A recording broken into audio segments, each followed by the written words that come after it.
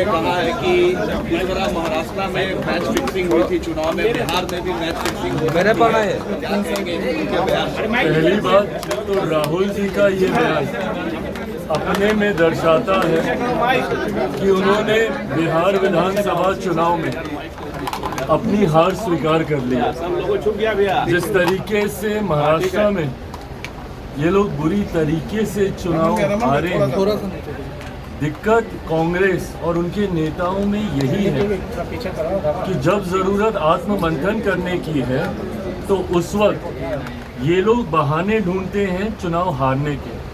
लंबे समय तक बहाना चला था ईवीएम ईवीएम ईवीएम। अब वो बहाना कहीं ना कहीं ठंडा हो गया, तो अब ये फिक्सिंग वाला एक नया बहाना इन्होंने निकाल लिया।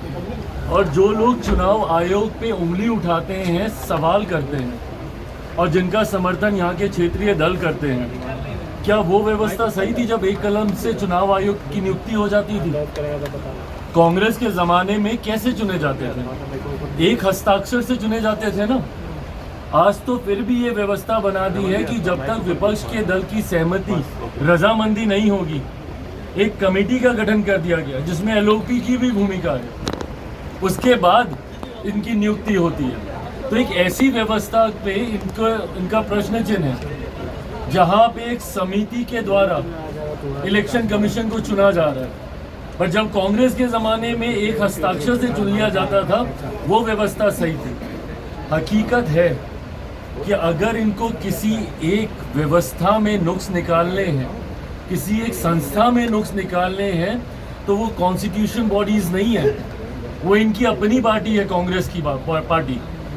उसमें इनको नुक्स निकालने की जरूरत है, जो निकालते भी हैं। गाहे बगाहे अलग अलग राज्यों में जाके कभी जयचंद ढूंढते हैं अपनी ही पार्टी में, तो कभी अपनी ही पार्टी का विरोध करके आ जाते हैं। और सही कर रहे हैं वो, क्योंकि आत्ममंथन इनको करने की जरूरत है। और आत्ममंथन नहीं करने की वजह से हर बार हार का ठीकरा, कभी चुनाव आयोग पे थोपना, कभी किसी फिक्सिंग पे थोपना, कभी ये बोलना कि भैया ईवीएम खराब है, ये अपने में दर्शाता है कि इन्होंने बिहार में भी हार मान ली है। परिणामों के बाद की हार का ठीकरा पहले से ही किस पे फोड़ा जाए, उसकी भूमिका राहुल जी और इनके तमाम गठबंधन के दल बना रहे हैं। और बिहार के बाद आसाम, बंगाल, तमाम राज्य ये लोग हारने जा रहे हैं। सर, इंडिया अलायंस में सीएम फेस पे भी कंफ्यूजन है। कहा है अभी आप शाहबाद के लिए निकल रहे हैं, तो क्या माने कि शाहबाद से ही आप चुनाव लड़ेंगे? क्योंकि काफी ज्यादा बयान भी आ रहे हैं कि चिराग यही सीट से चुनाव लड़ सकते हैं। चलिए, अगर ये प्रश्न आपके लिए इतना ही महत्वपूर्ण है तो मुझे उसी मन से इसका जवाब देने दीजिए। महागठबंधन में दरार दिख रहा है। कांग्रेस ने कहा है कि तेजस्वी उनके कोऑर्डिनेशन के चेहरे हैं, सीएम फेस को लेकर कंफ्यूजन दिख रहा है, तय नहीं हुआ है। अल्लाह इनके गठबंधन में ये हमेशा की परिस्थिति रही है भाई, हमेशा की परिस्थिति रही है। अपने सहयोगी के साथ भी रहेंगे, उनका साथ भी नहीं देंगे। महाराष्ट्र में जिस मैच फिक्सिंग की ये लोग बात कर रहे हैं, क्यों नहीं प्रोजेक्ट कर पाए थे वहाँ पे उद्धव जी के चेहरे को? वहाँ पे कांग्रेस और उनके वहाँ पे जो क्षेत्रीय नेता लोग थे, किस तरीके से उन लोगों ने वहाँ पे बवाल मचाया था, वही हाल इनका यहाँ पे भी होने वाला है। ये लोग किसी का चेहरा प्रोजेक्ट करेंगे नहीं।